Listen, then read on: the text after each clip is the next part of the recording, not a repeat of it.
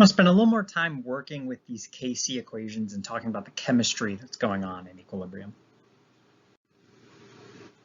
All right, you're interested in the decomposition of cyclobutane by the following reaction. C4H8 as cyclobutane becomes 2C2H4.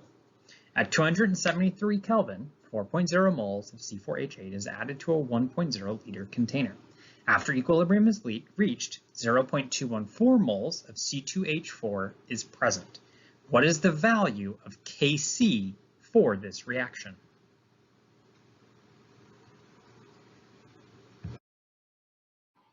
So you're interested in the decomposition of cyclobutane by the following reaction. C4H8 becomes 2C2H4. At 273 Kelvin, 4 moles of C4H8 is added to 1.0 liter container. After equilibrium is reached, 0.214 moles of C2H4 is present. What is the value of Kc for this reaction?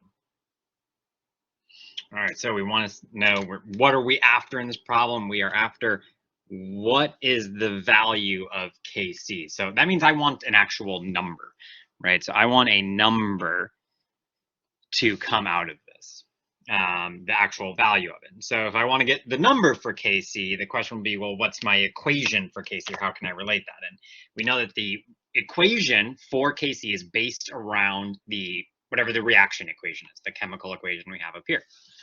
So I can go ahead and write that out. I know in this case, Kc, we know it's always going to be that ratio product at the top, so C2H4, and that's the 2, and those are both gases, so they both show up, and over that is C4H8. Okay, so we've got our equation, and we just need to plug in values for these two things. So again, this is the equilibrium constant. So we're going to want the concentrations of both of my gases at equilibrium. And so we can see we have amounts. So we can see, we want concentrations. This isn't a liter container, so moles divided by liters would give me my molarity. And we can see we're given that after equilibrium is reached, I have 0.214 moles of C2H4. So we know that for C2H4, we're good to go because these concentrations should be at equilibrium. So that's going to be the 0.214 moles divided by 1 liter to turn it into a molarity. That'd be good to go. If I look at C4H8, I am given an amount of moles, right? I have these 4.0 moles, and that is added to the container. But then equilibrium is reached. So this 4 moles cannot get plugged into here. I don't just have 4 moles right away or at equilibrium. It's 4 moles initially that undergoes some reaction, undergoes some changes. So what I need to figure out is how much C4H8 is present at equilibrium. And so the way in which the amount of C4H8 has changed is it's turned into C2H4 based on this equation. So not all of it, but some of it has become product. So at equilibrium, we're going to have both some leftover reactant and some formed product. So we can use stoichiometry to figure out basically if we formed this much C2H4, we can figure out how much of the C4H8 actually reacted. So what we can do, we need to figure out the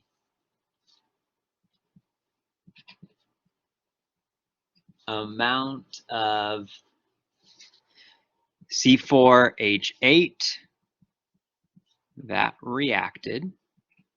And we can use just our stoichiometry relationships. We know that we formed 0.214 moles of the product, so that had to come from reactant. So I have 0.214 moles of C2H4. And we know that based on the reaction coefficients, 2 moles of C2H4 comes from 1 mole of C4H8. So if I do that out, that tells me that 0.107 moles of C4H8 reacted. So I added 4 moles initially, then some amount reacted and became C2H4, and that amount was exactly 0.107. So we can't use stoichiometry and say 4 became 8 or 10, but we can figure out the actual relationship is still based around these stoichiometric coefficients. So this is a number, this is the amount that reacted, but we want the amount at equilibrium. So the amount at equilibrium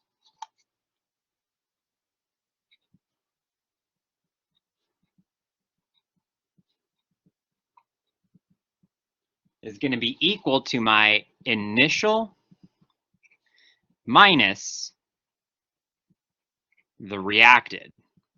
And so the initial, that's those 4.0 moles of C4H8 minus the 0.107 moles of C4H8 that reacted. So that tells me that at equilibrium, I'm going to have 3.893 moles of C4H8. So I put 4 moles into the box, some of them reacted, leaving some amount left over.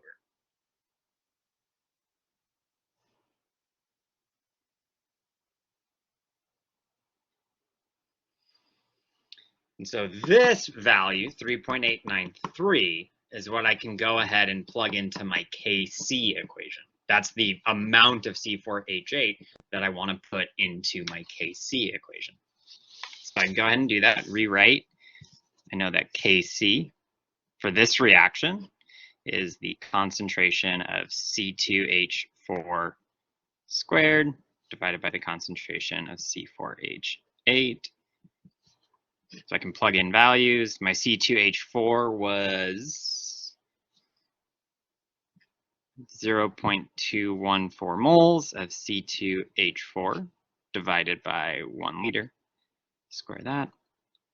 And then I just calculated my C4H8 was 3.893 moles of C4H8 divided by 1.0 liter. And the 1 liters don't affect it, but it is technically molarities, so we do want to include that in there. And overall, my number, if I put all that together, my value for Kc that I will get for this reaction at this temperature is 0.0117.